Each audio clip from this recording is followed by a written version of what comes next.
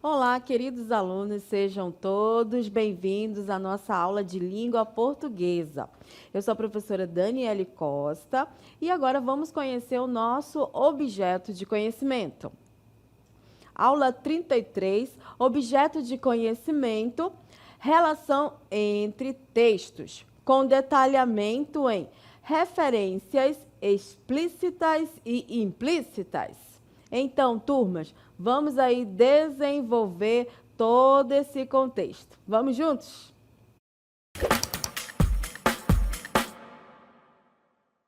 Então, para darmos início, à nossa aula sobre referência explícita e implícita, eu tenho duas indagações a vocês. A primeira indagação é essa aqui, ó. Você já ouviu alguém contar uma história e ficou com dúvida? Porque nem tudo foi dito claramente.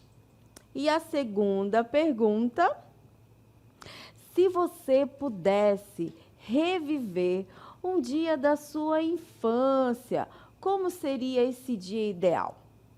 E o que você faria? Então, baseado, turma, nessas duas indagações, nós vamos conhecer dois contextos que fazem aí referência um ao outro. E esses contextos, eles são poéticos, né? Duas vozes poéticas, uma que vai fazer parte, aliás, que faz parte do nosso romantismo, e a outra voz poética, ela faz parte do século XX, que é o movimento do modernismo. Então, primeiramente, acompanhe aí a voz de Casimiro de Abreu. Meus 8 anos. Oh, que saudades que tenho da aurora da minha vida, da minha infância querida que os anos não trazem mais. Que amor, que sonhos, que flores, naquelas tardes fagueiras, à sombra das bananeiras, debaixo dos laranjais. Autor, Casimiro de Abreu.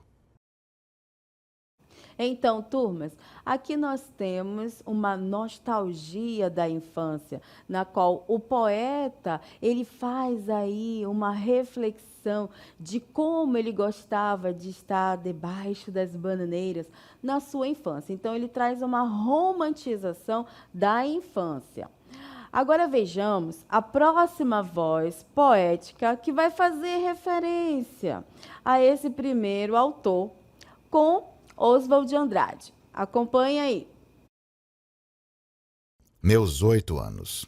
Oh, que saudades que tenho da aurora de minha vida, das horas de minha infância que os anos não trazem mais, naquele quintal de terra da rua de Santo Antônio, debaixo da bananeira, sem nenhum laranjais. Autor, Oswald de Andrade. Então, turmas, aqui nós temos o nosso poeta Oswald de Andrade, que faz uma referência aí, né? Então, o poeta moderno Oswald de Andrade, do século XX, faz uma referência ao poema Meus 8 Anos, de Casimiro de Abreu, lá do século XIX. Já nessa voz mais moderna, ele traz aí não uma infância muito romantizada. Então, como nós vimos, esses dois textos, eles dialogam. O Oswald faz uma referência.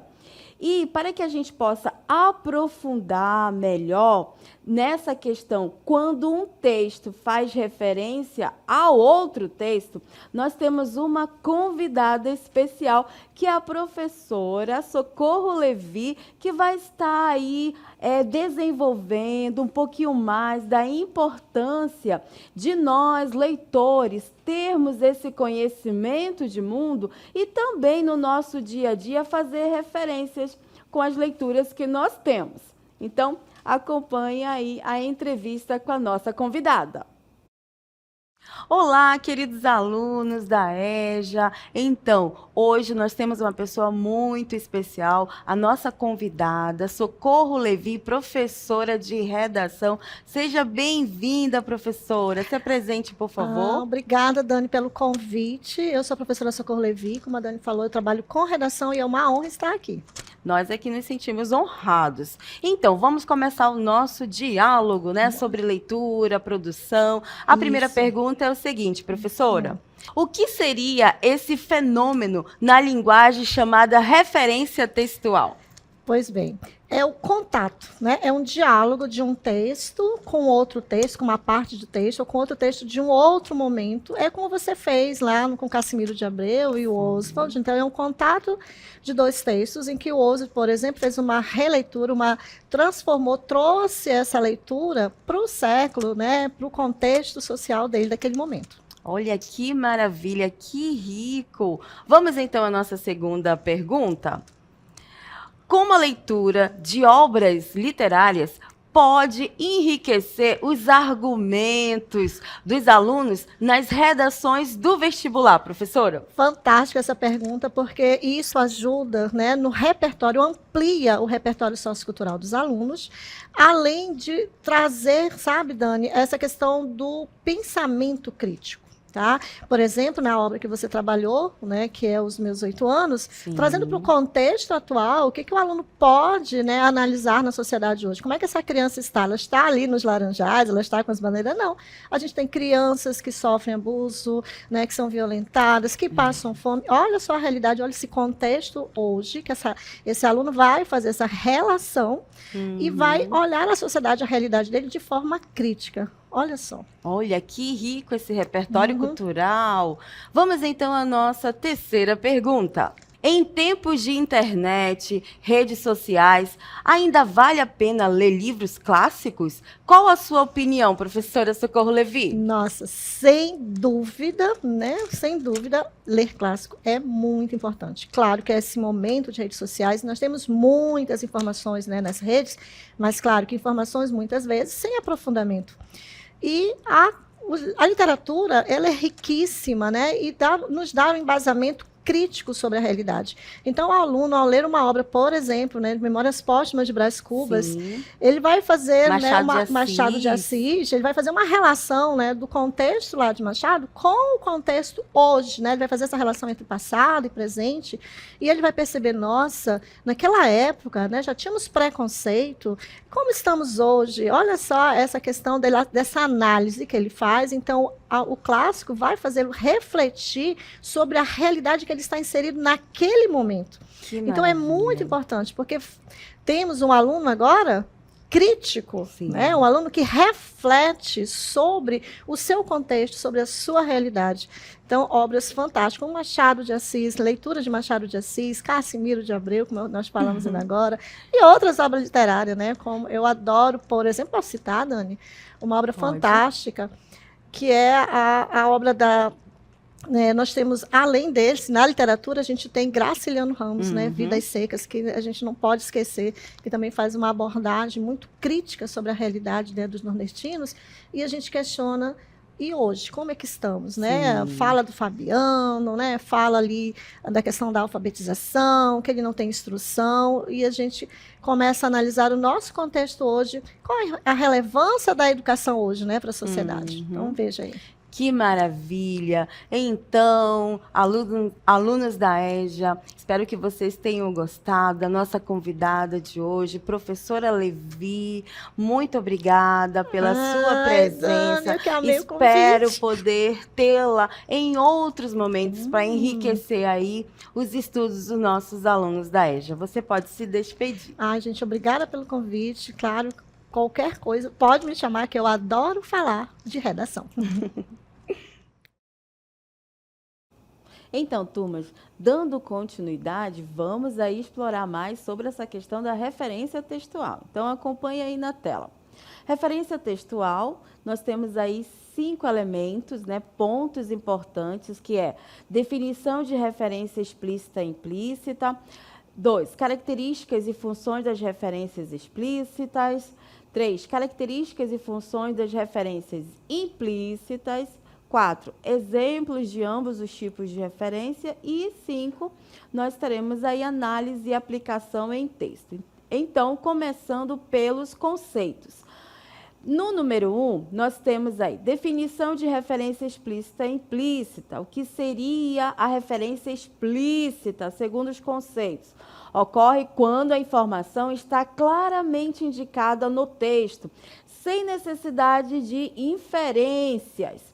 Já a referência implícita, ela exige que o leitor faça uma interpretação para compreender a relação entre os elementos do texto. Para nós entendermos essas duas conceituações, vejamos exemplo. Então, nós temos aqui, Maria comprou um tambaqui. O tambaqui não era do viveiro, e sim do rio. Observe que tem duas palavras que estão aí aparecendo, que no caso é o tambaqui na primeira oração e na segunda oração também. Então, essas referências, dentro desse contexto, elas estão explícitas. Vamos ao exemplo B. Maria comprou um tambaqui. Ele era delicioso. Observe que nesse contexto também a gente tem uma ênfase da palavra tambaqui. E na segunda oração, que diz ele era delicioso, a palavra tambaqui, ela não aparece explicitamente, mas tem esse ele, que é um pronome que faz referência a esse termo já falado. Então, aqui, nós materializamos o conceito de referência implícita. Acompanhe a observação dessa explicação. A referência explícita repete diretamente o termo, tornando a informação mais clara e objetiva. Já a referência implícita substitui o termo por um pronome ou outro recurso coesivo exigindo inferência por parte do leitor. Ou seja, ambas as formas são importantes na construção textual e devem ser usadas de maneira equilibrada para garantir a clareza e a fluidez do texto, certo, turma? Então, vamos agora ver as características e funções aí das referências explícitas. Então, as referências explícitas evitam ambiguidades e garantem o quê? A clareza dentro do contexto. E elas costumam ser representadas por nomes próprios, pronomes demonstrativos e repetição de termos. Temos aí o primeiro exemplo que traz justamente o uso, de nomes próprios. Mariana foi ao mercado. Essa é a primeira oração. Continuando. Mariana comprou frutas e verduras. Então, nós observamos que nas duas orações, a segunda faz referência explicitamente à primeira. Então, o nome próprio Mariana é a repetição, garantindo que não haja dúvidas sobre quem realizou a ação. O próximo, uso de pronomes demonstrativos. Carlos comprou um carro novo. Aí essa é a primeira oração. A segunda oração. Esse carro tem um motor potente e tecnologia avançada. Observem aí que nós temos esse carro que faz essa referência, Então, esse pronome aí, ele reforça. Continuando, o pronome demonstrativo, esse, reforça a referência explícita ao carro mencionado aí na frase anterior. A próxima referência explícita é uso da repetição de termos. Termos, turmas, é palavra. Então, observem um exemplo. A educação transforma a sociedade. A educação amplia as oportunidades e reduz as desigualdades. Então, nós temos aí essa repetição, né, da palavra educação. E essa repetição mantém a clareza e evita a ambiguidade, certo? Continuando, características agora e funções das referências implícitas. Implícitas são aquelas palavras, aqueles termos que ficam subentendidos no contexto. Aí é a questão da nossa interpretação. Então, a referência implícita exige que o leitor utilize seus conhecimentos para interpretar o texto, ou seja, as leituras de mundo. Muitas vezes, aparece através de pronomes, elipses e sinônimos. Então, vamos começar aí com os exemplos do uso de pronomes. Os pronomes substituem um termo já mencionado, exigindo que o leitor faça a relação entre eles. Vamos ver o exemplo, né? Ana comprou um carro novo. Ela está muito satisfeita com a compra. Então, nós temos aí essa contextualização e o pronome ela, que é da segunda oração, refere-se a Ana lá da primeira, né, oração. Mas essa relação ela precisa ser interpretada para a gente poder aí entender todo o contexto dessa conceituação. Agora vejamos o uso dessa referência implícita com a elipse, né? A elipse ocorre quando um termo é omitido porque pode ser inferido pelo contexto, ou seja, interpretado pelo contexto. Vejamos exemplos. Chegamos cedo ao evento. Entre os parênteses, né? Nós pegamos os melhores lugares da plateia. Então, nós temos aqui o sujeito nós, aí, lá da segunda oração, ele foi omitido, por isso que ele está entre parênteses, mas pode ser entendido, pode ser inferido. Então, aí nós temos essa materialização da elipse.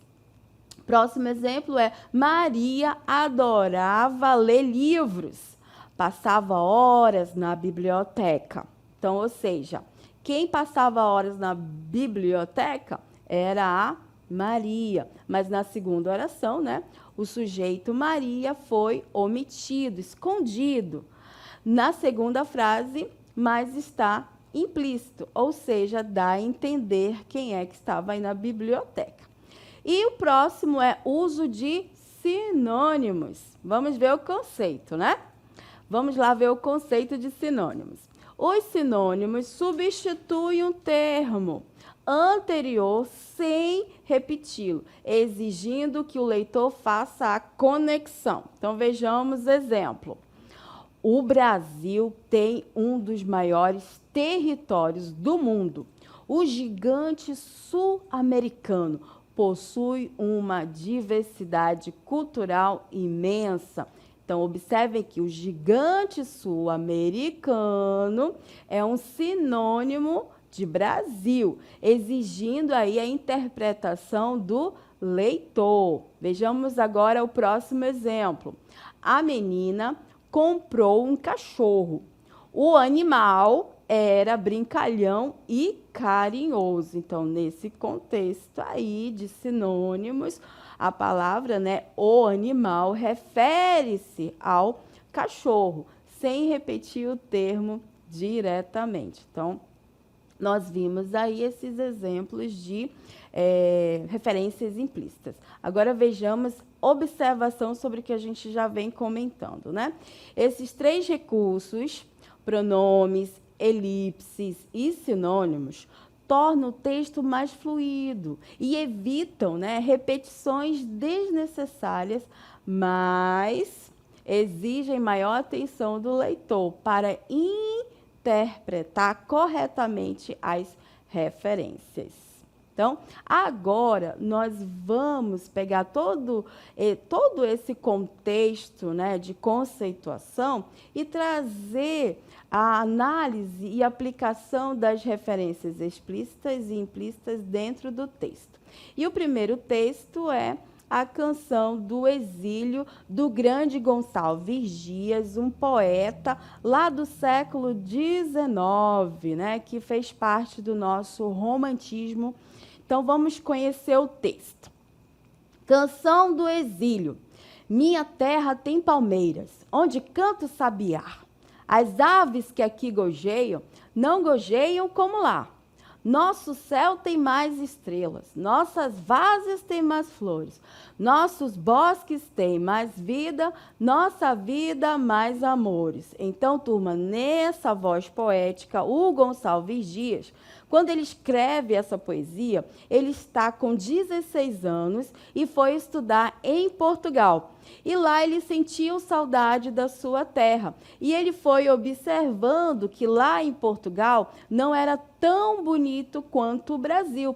Então ele fala, né? Minha terra tem palmeiras, onde canta o sabiá. As aves que aqui gojeiam, não gojeiam como lá. Ele traz um amor pela sua pátria, individualmente. Na próxima estrofe, ele chama a coletividade, ele chama os leitores do século XXI, né? Nosso céu tem mais estrelas, nossas várzeas têm mais flores, nossos bosques têm mais vida, nossa vida mais amores. Então, aqui, não importa se esse texto foi escrito no século XIX, mas ele traz uma identidade nacionalista também para mim e para você, porque nós somos brasileiros, né? Segundo a voz aí de Gonçalves Dias. E aí, fazendo uma referência explícita, nós temos o nosso hino nacional. Vejamos aí. Referência explícita, hino nacional brasileiro, deitado eternamente em berço esplêndido, ao som do mar, à luz do céu profundo. Fulguras, ó Brasil, floram da América. Iluminado ao sol do novo mundo, do que a terra mais garrida, teus risonhos lindos campos têm mais flores. Nossos bosques têm mais vida, nossa vida no teu seio mais amores.